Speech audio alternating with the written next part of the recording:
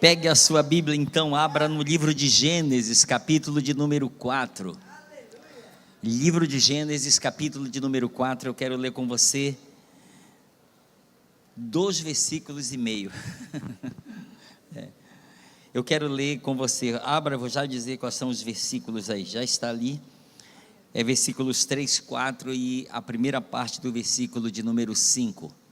Eu sei que é um texto super conhecido, e eu já quero só para deixar você assim mais tranquilo no banco, não vou estar falando sobre dinheiro, mas eu vou usar esse texto porque ele é muito precioso. Quem já achou, diga amém. Amém.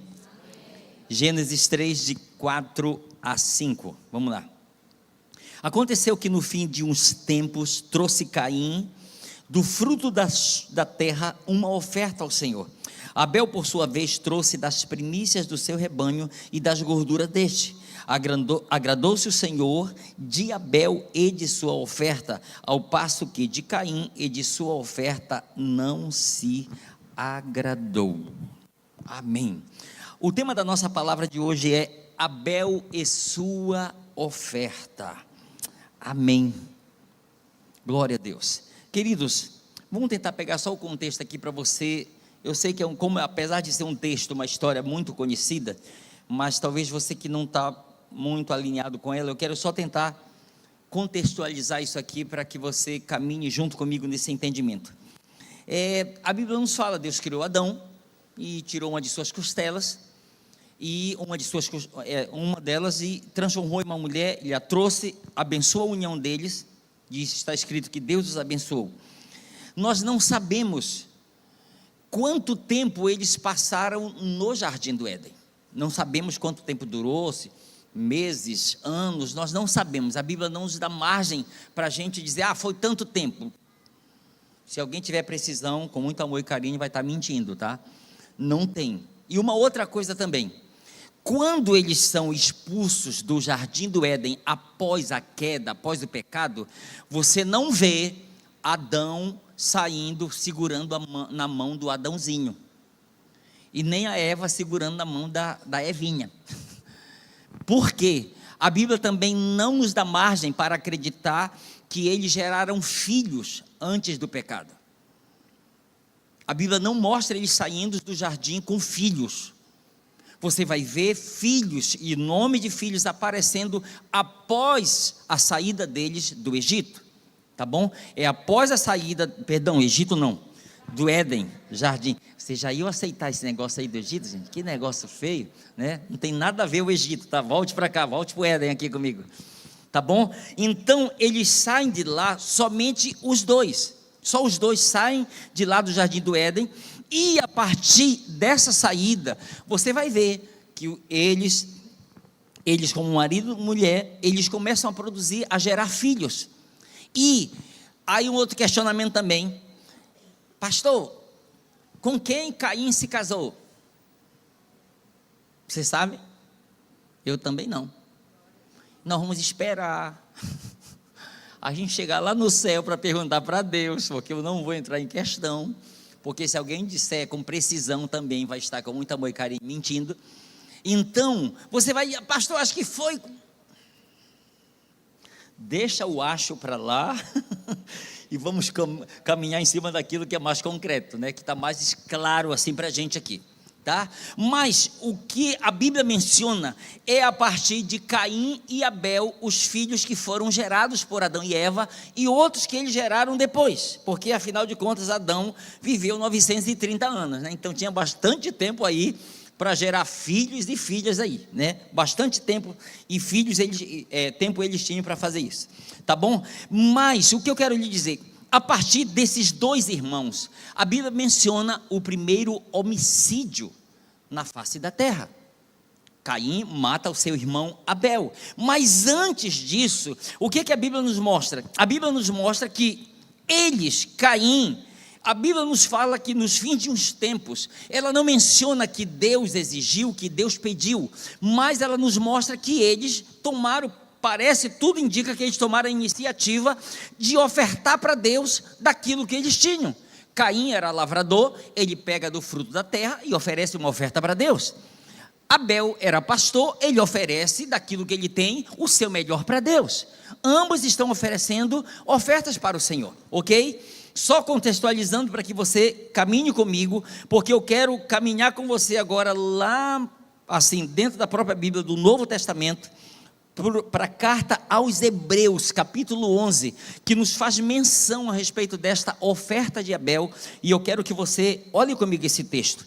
Hebreus capítulo 11, versículo de número 4, veja comigo o que está escrito. Pela fé, Abel ofereceu a Deus mais excelente sacrifício do que Caim, pelo qual obteve testemunho de ser justo, tendo a aprovação de Deus quanto às suas ofertas, por meio dela, também, mesmo depois de morto, ainda fala. Ok, preste atenção aqui. O texto ele nos mostra aqui, quatro assim, declarações fortes aqui que são feitas a respeito de Caim, de Abel e de sua atitude como ofertante. São pelo menos 4 afirmações que nós encontramos nesse único versículo aqui que nos fala a respeito dele. Agora, pense comigo nisso aqui. Ao mesmo tempo que nós vemos essas afirmações, nós precisamos questionar esse texto aqui para a gente ampliar mais o nosso entendimento. Qual o questionamento aqui? Pense comigo. Primeiro, como é possível o ser humano oferecer a Deus um sacrifício que seja mais excelente do que o sacrifício de seu semelhante? Segundo, como é possível o ser humano obter o testemunho de ser justo? Terceiro, como é possível o ser humano alcançar a aprovação de Deus quanto aquilo que ele está lhe oferecendo? E quarto, como é possível, mesmo depois de morto, tal pessoa ainda continuar falando por meio daquilo que lhe ofereceu? Porque são 4 afirmações aqui que o escritor aos Hebreus faz a respeito de Abel, mas eu questiono isso para levar você a um entendimento. Preste atenção. Será que por si só e por a sua própria atitude o ser humano é capaz de ter esse tipo de atitude que possa ser aceitável diante de Deus, oferecer algo que seja mais excelente do que o seu próximo, obter o testemunho de ser justo, alcançar a aprovação de Deus contra aquilo que está lhe oferecendo, e ao mesmo tempo, mesmo depois de morrer, ainda vai continuar falando aquela sua atitude no que diz respeito ao que ele ofereceu para Deus? Será que isso é possível? Agora pense comigo, de si mesmo e por si só, isso não é possível para o ser humano. Eu quero que você caminhe nisso aqui. Mesmo que tenha boas atitudes, alguém já disse, e não tome de uma forma pessoal, mas alguém já disse que o inferno diz que está cheio de gente bem intencionada. Estava bem intencionado, mas errado no que estava fazendo. Então a gente pode ver, alguém estava bem intencionado, olha, o que eu vou fazer vai ser melhor do que o meu próximo.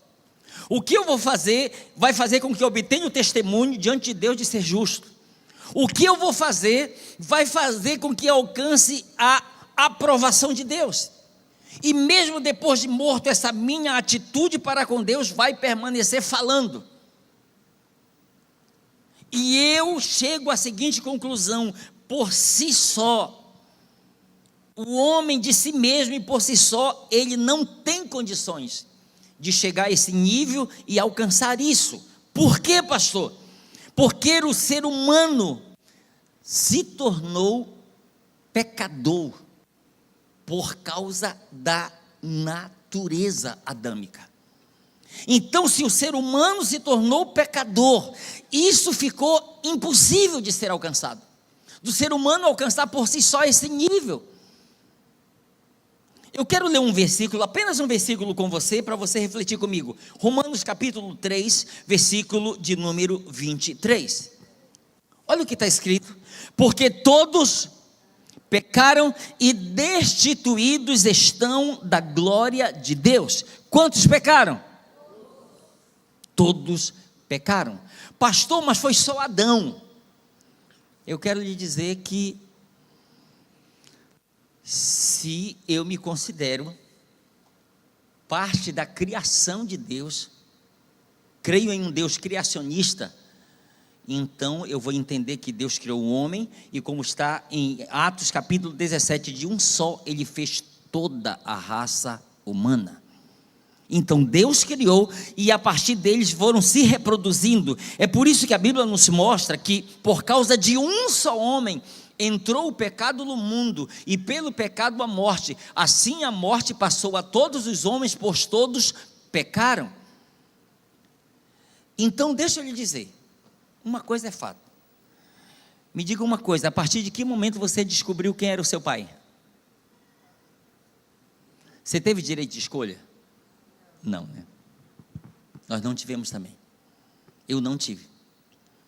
Então não foi possível a gente escolher. A gente quer Adão ou não? Não foi possível. De um Adão e uma Eva, ele fez toda a raça humana. Agora preste atenção nesta afirmação aqui de Paulo.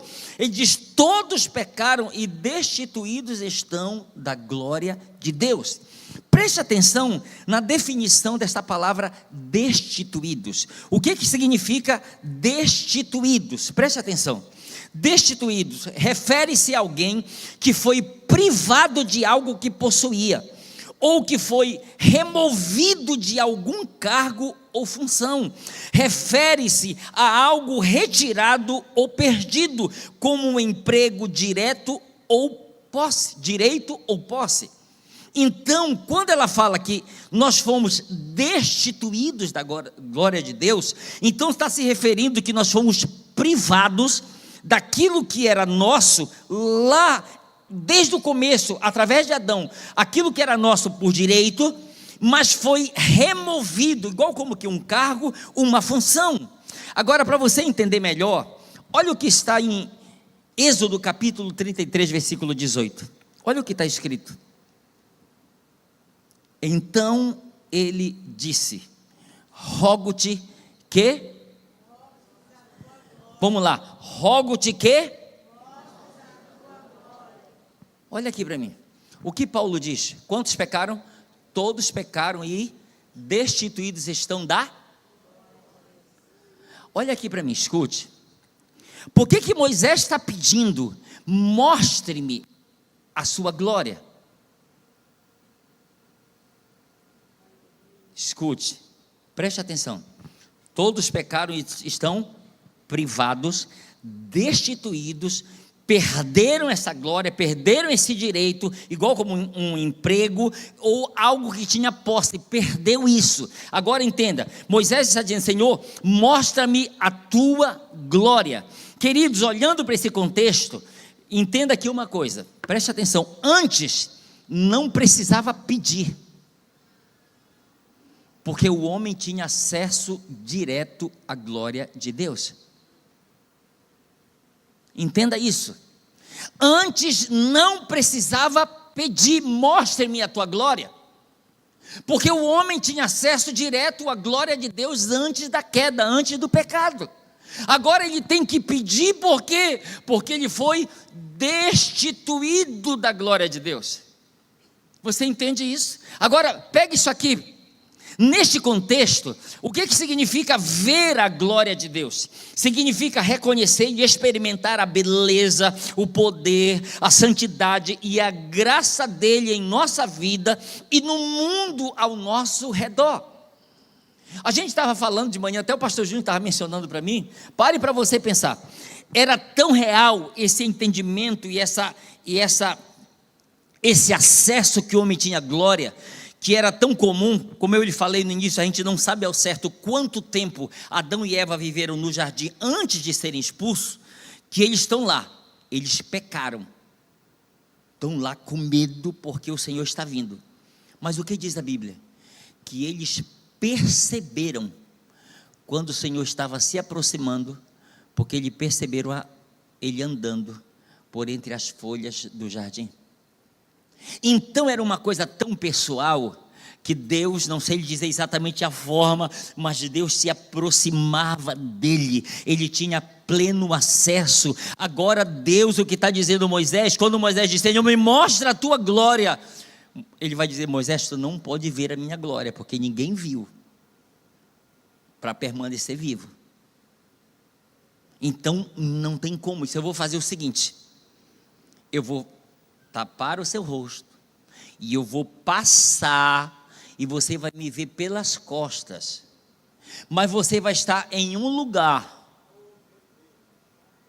Você vai estar, Moisés, em um lugar. Somente nesse lugar é possível você ver a minha glória. Alguém sabe qual era esse lugar? Não fale. Alguém sabe qual era esse lugar?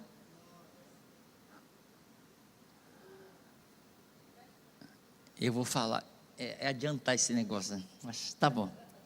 Você sabe qual era esse lugar? Eu não vou falar muito porque tem muitas outras coisas para falar. Você sabe qual era esse lugar? Ele disse, você vai ficar na fenda da rocha. Não, tem um negócio mais profundo aí, mas eu não vou poder falar agora. Mas tente descobrir o que significa isso. Porque Deus disse, olha, você vai ficar na fenda da rocha, e eu vou passar e você vai me ver. Você vai entender mais um pouco, mas eu não vou entrar em detalhes sobre isso, mas eu quero que você pegue isso aqui, lembre-se disso aqui. O homem, por que não é possível o homem, ele chegar a esse nível de oferecer algo para Deus, ao ponto de alcançar essa aprovação, a ponto de ser considerado justo, a ponto de obter o testemunho, e a ponto de, mesmo depois de morto, aquilo que ele fez para Deus ainda continuar falando? Não é possível porque ele, assim como todos os outros pecaram, e ficaram destituídos da glória de Deus. Agora o homem tem, a partir do pecado, como se fosse estar, Senhor, me mostra a tua glória. O homem está suplicando para receber ou ver aquilo que no passado era totalmente livre. Era possível o homem alcançar Deus, se aproximar de Deus no passado, sem esse receio, esse medo de morrer.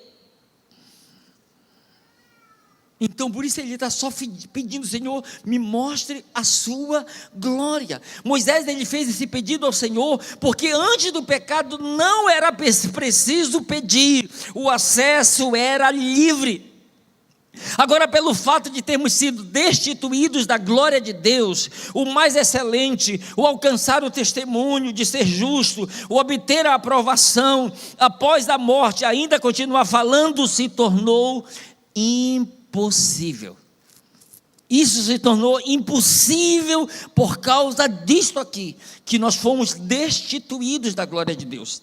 Por quê, pastor? Por quê? Escute. Sabe por quê? Porque o próprio Deus, ele estabeleceu um padrão quanto àquilo que deveria ser para ele oferecido. Deus estabeleceu um padrão. Você quer me oferecer algo? Tem um padrão de qualidade.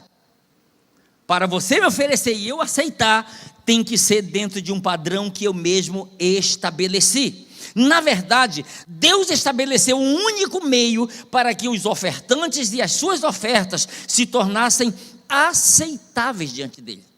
Ele estabeleceu um único meio, um único padrão para isso se tornar possível. Mas de repente você pode lembrar de uma coisa, pastor, você leu no início uma coisa lá. O que foi? Está escrito, agradou-se o Senhor de Abel e de sua oferta. E aí, como é que fica esse negócio? Eu acredito, e pega isso aqui comigo, eu acredito que por duas razões, Deus permitiu que isso aqui acontecesse com Abel. Que ele oferecesse um sacrifício para Deus, e fosse aceito tanto ele quanto a sua oferta. Eu acredito que por duas razões, isso aqui está escrito. Caminhe comigo nisso aqui. Se Deus estabeleceu um padrão de oferta e ofertante aceitáveis, então Ele mesmo teria que providenciar e nos mostrar esse padrão. Você sabe mais ou menos assim, olha, eu quero que você vá e faça isso. Mas como ele... Meu Deus, Ele não me deu nenhuma planta. Ele não me mostrou como é. Senhor, como é que é? Vem aqui que eu vou te mostrar. Entende? Deus não somente exige padrão de qualidade naquilo que é para ser oferecido por Ele, o ofertante, a sua oferta, mas Ele também se dispõe a mostrar esse padrão estabelecido por Ele. E eu quero que você veja aqui, que é muito tremendo e interessante isso aqui. 1 Pedro capítulo 1, por favor. 1 Pedro capítulo 1, eu quero que você veja do versículo 19 até o 21. Olha essa versão aí. 1 Pedro 1, de 19 e 21. Olha como está escrito. Vocês foram libertados pelo precioso sangue de Cristo, como que de um cordeiro puro e perfeito. Cristo tinha sido escolhido em que tempo? Me ajude aí, em que tempo? Antes da criação do mundo, e foi revelado nos últimos tempos para o bem de vocês. É por meio dele que vocês têm fé em Deus, o qual o ressuscitou dos mortos e lhe deu glória. É assim, a fé e a esperança de vocês estão agora em Deus. Agora, liga este versículo com o outro de Apocalipse, capítulo 13, versículo 8. Olha o que está escrito. E adorá-la-ão todos os que habitam sobre a terra, aqueles cujos nomes não foram escritos no livro da vida do Cordeiro que foi morto quando? Desde a fundação do mundo. Ok, preste atenção aqui, só para trazer mais luz a respeito dessa declaração. O Cordeiro que foi morto desde a fundação do mundo. Pegue só isso aqui comigo. Desde a fundação do mundo, não significa que Cristo foi literalmente morto antes da criação do mundo. Em vez disso, ela indica que o plano para a salvação, que envolve o sacrifício perfeito de Jesus, é eterno e foi planejado por Deus desde o princípio. É uma metáfora bíblica que se refere à natureza predestinada e eterna do sacrifício de Jesus Cristo. Então, preste atenção, o que isso significa? Significa que Cristo cumpriu as exigências do próprio Deus. Como? Ao oferecer uma oferta perfeita a um Deus perfeito. Agora, ok, pastor, qual era a oferta perfeita? O próprio Cristo. Pastor, mas tinha que ter um ofertante perfeito. Quem era o ofertante perfeito? O próprio Cristo. Ele, ao mesmo tempo que é o ofertante, ele também é a oferta. Porque se não fosse assim, não era possível alcançar o padrão de exigência de Deus, queridos. Deus, eu tenho uma oferta sem nenhum defeito. Ok, Elsa, a tua oferta é muito boa, mas você tem defeito. Você entende? Você lembra, quem lembra daquela mensagem que eu ministrei aqui sobre aquela ovelha? Lembra a ovelha aqui? O que aquele ofertante cheio de defeitos precisava fazer com respeito daquele cordeiro sem defeito? Ele precisava apresentar o sacerdote e ele precisava colocar as mãos sobre ele para confessar sobre aquela ovelha, aquele cordeiro, os seus pecados e transferir para ele. Por quê? Porque ele era um ofertante cheio de defeitos. Então alguém tinha que assumir a culpa por ele. Era por isso que a oferta era aceita, porque ela estava representando Cristo, mas ainda não tinha sido alcançado o padrão. Qual o padrão? Era de ter uma oferta perfeita, entregue por um ofertante perfeito. Este que era o padrão para se cumprir o que Deus havia estabelecido. Deus havia planejado justamente isso. Agora, preste atenção, mas para quê? Para que isso pudesse ser completamente perfeito, o ofertante também precisava ser perfeito, e aí estava o ofertante perfeito, Cristo Jesus, para se apresentar da mesma forma para Deus. Por que tinha que ser assim? Porque Deus tinha que se agradar da oferta e de seu ofertante. Lembra o que está escrito a respeito de Caim? De Abel. Deus se agradou de Abel e de sua oferta. Então, que dá para a gente entender que Abel era um tipo de Cristo, e o seu sacrifício, a sua oferta, estava indicando para Cristo aquilo que Cristo iria fazer. Ele iria estar apresentando para Deus, se apresentando como uma oferta perfeita, mas ele ao mesmo tempo sendo o ofertante perfeito que estaria ali diante de Deus para se apresentar desta forma. Agora, veja isso aqui comigo, por que que isso não seria possível acontecer através de Abel?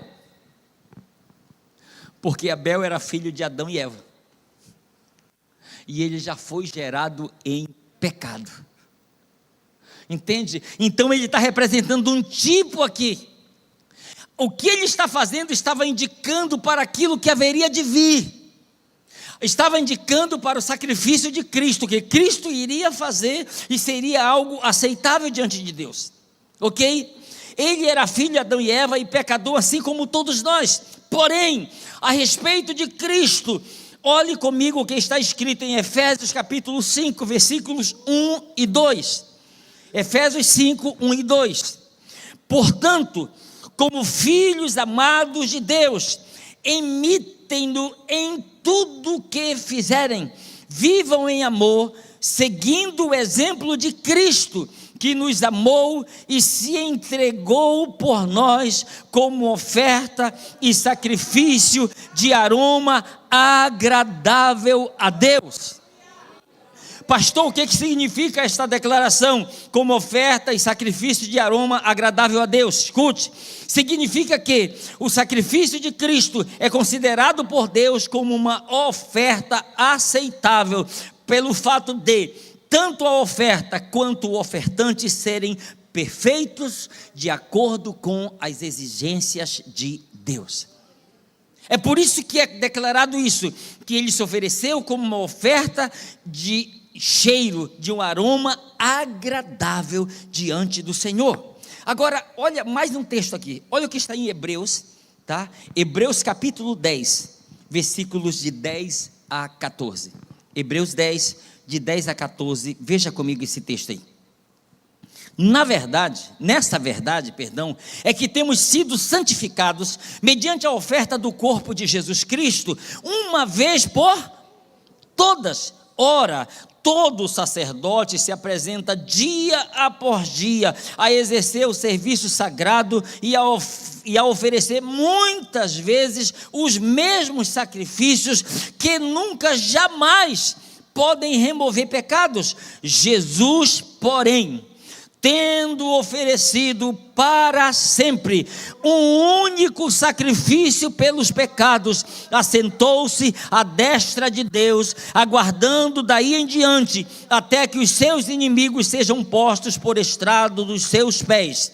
Porque, com uma única oferta, aperfeiçoou para sempre quantos estão sendo santificados. Aleluia, aleluia, glória a Deus, glória a Deus. Agora, pegue isso aqui e entenda isso aqui. O escritor aos Hebreus, para nos fazer entender o que Cristo fez, ele está nos fazendo entender como era o ritual de sacrifícios no Antigo Testamento, no tabernáculo. Ele está falando que no Santo dos Santos, no átrio, os sacerdotes, vez após vez, dia após dia, estava oferecendo os mesmos sacrifícios pelos pecados, pela culpa, os mesmos sacrifícios, vez após vez, e que ele diz que não tem poder para remover pecados.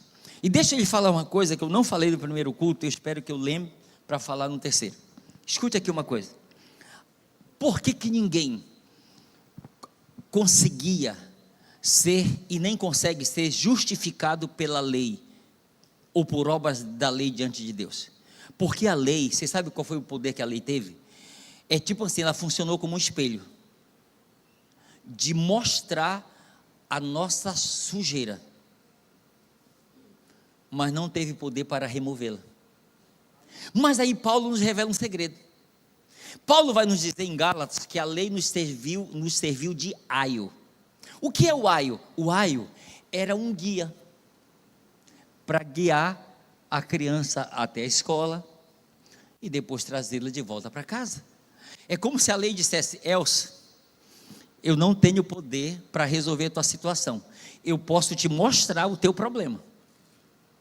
Mas e aí como é que fica? Eu sei onde está a solução. Eu vou te levar ao ofertante perfeito. Vem comigo.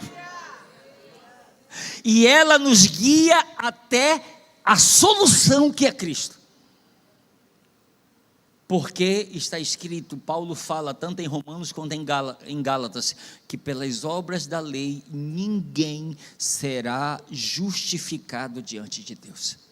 Então, queridos, quando nós vemos isso aqui tem um significado tão grande, porque ele diz, olha, vez após vez, eles estão oferecendo os mesmos sacrifícios que não têm poder para remover pecados, porém Cristo, uma única vez, ofereceu um único sacrifício. Que sacrifício foi esse? O sacrifício de si mesmo. E preste atenção, ele ofereceu.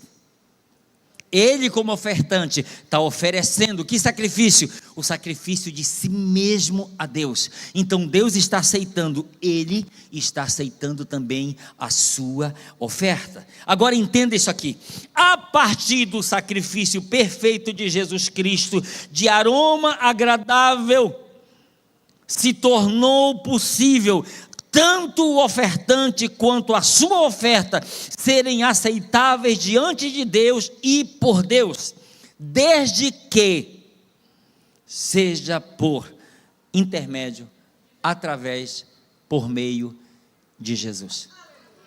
Você entende? Por quê, pastor? Porque ele se antecipou.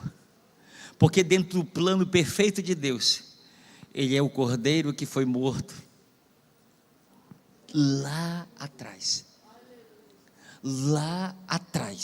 Então, dentro desse plano perfeito, nós entendemos isso, que nós passamos a nos tornar ofertantes aceitáveis, como uma oferta aceitável, desde que seja por intermédio de Jesus Cristo.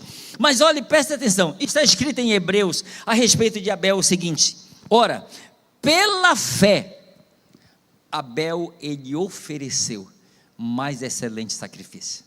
Foi por meio da sua fé que ele conseguiu fazer isso. Ora, preste atenção, Abel, ele está aqui, aquém de Cristo. Como foi que ele fez isso? Pela fé no Cristo que viria. E nós estamos aqui há mais de 2000 anos depois de Cristo. Como é que nós fazemos isso? Pela fé naquele que já veio. Ele se tornou o centro da história. Abel está olhando para frente.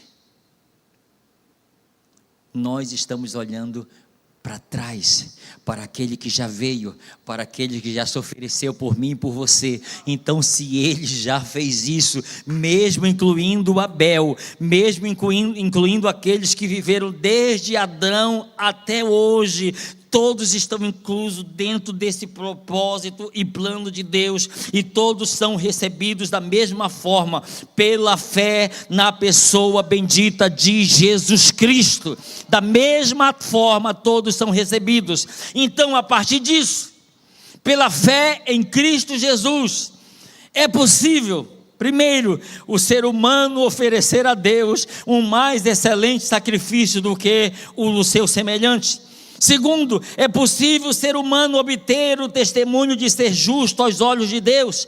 Terceiro, é possível o ser humano alcançar a aprovação de Deus quanto àquilo que ele lhe oferece. E quarto, é possível, mesmo depois de morto, ainda continuar falando por meio do que lhe ofereceu.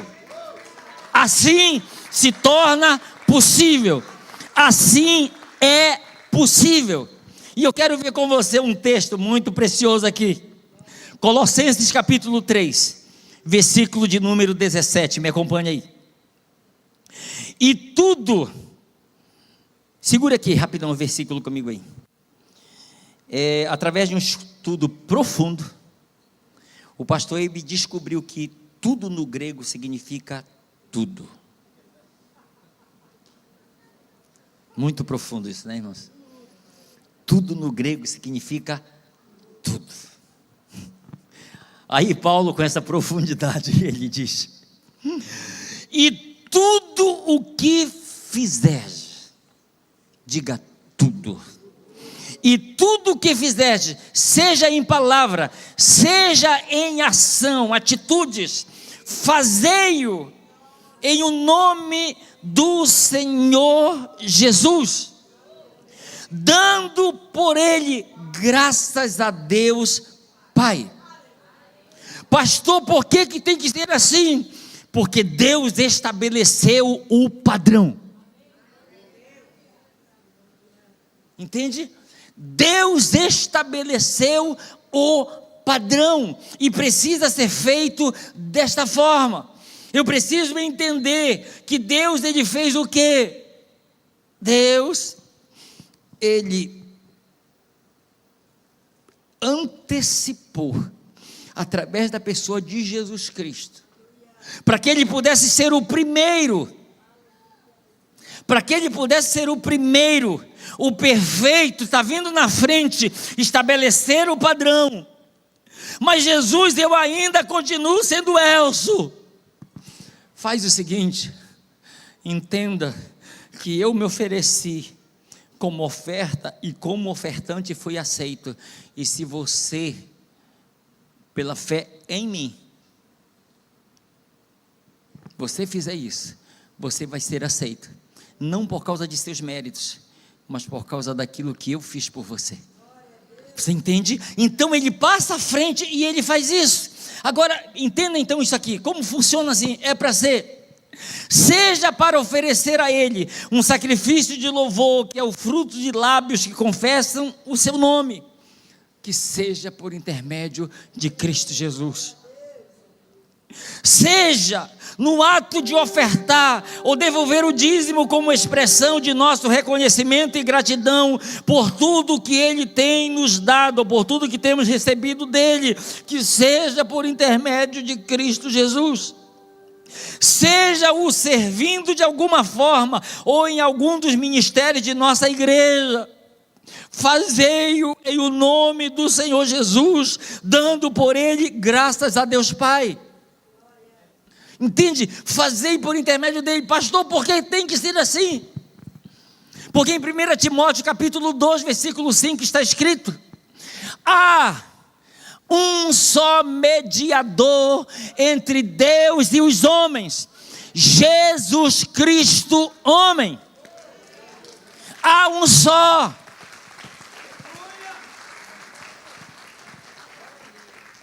Então qualquer outra coisa, com muito respeito, é religiosidade, é boas obras, são boas intenções, é justiça própria, porque ele estabeleceu um padrão e ele permanece.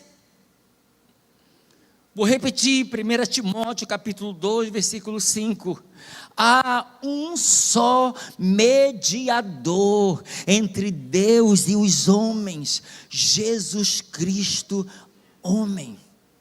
Há um só, ele estabeleceu isso, então eu preciso me achegar a ele com esse entendimento. Não tem como o ser humano se achegar a Deus sozinho, não tem como, não existe isso. Um autor, estou esquecido do autor, ele fala mais ou menos assim, tem pessoas que dizem assim: Deus é quem me julga, e ele diz assim: isso não te dá medo não? Ao declarar isso, você não fica com medo? Porque olha aqui para mim, escute. Se alguém ainda está pensando e declarando isso, é para ter medo. Por quê, pastor? Porque o julgamento que era para mim caiu sobre Cristo, gente. Você entende? Cristo foi julgado no meu lugar. A morte que era minha, a condenação que era minha, recaiu sobre ele.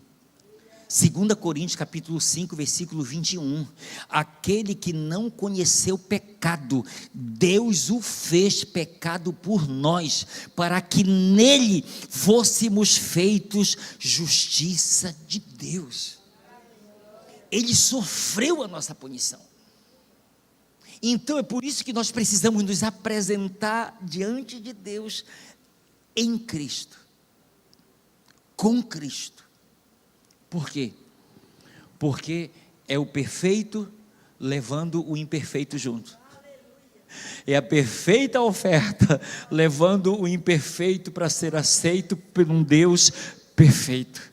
Porque não existe outra forma disso acontecer. Então, escute o que eu vou lhe dizer aqui. Agora imagine comigo, pastor, me dê um exemplo de como isso pode acontecer. Seria mais ou menos assim. Eu me lembro de um irmão lá no Pará, acho que a minha esposa lembra disso, que todos os cultos, ele levava, a gente já sabia porque era um envelope amarelo de dízimo, quando ele levava o dízimo para a igreja, todas as vezes, antes dele entregar o dízimo no altar, ele se ajoelhava e orava, consagrando o dízimo para o Senhor. Todas as vezes eu observava isso. Ele nunca me falou, eu nunca perguntei para ele, mas a gente observava. Todas as vezes ele ajoelhava e estava lá consagrando aquilo para Deus. Agora, preste atenção nisso aqui. Imagina diante de Deus, seja para entregar o dízimo, seja para ofertar, sabe, seja para servir em algum ministério da igreja, ou servir de alguma outra forma o nosso próximo, seja para oferecer sacrifícios de louvor, que são frutos dos nossos lábios, que confessam o seu nome. Qual deve ser a nossa atitude? Seria mais ou menos, ou deve ser mais ou menos assim: Pai, reconheço que só se tornou possível eu poder lhe oferecer alguma coisa aceitável, porque Cristo, escute, porque Cristo se antecipou a todos nós seres humanos e compareceu diante do Senhor como ofertante e oferta agradáveis a ti. Por isso, aceita o ofertante e a sua oferta através de Jesus Cristo. Você entende? A gente em humildade reconhecer: Senhor, eu reconheço que só se tornou possível porque Cristo se antecipou a todos nós seres humanos e compareceu diante do Senhor como ofertante e oferta aceitáveis, perfeitas diante do Senhor.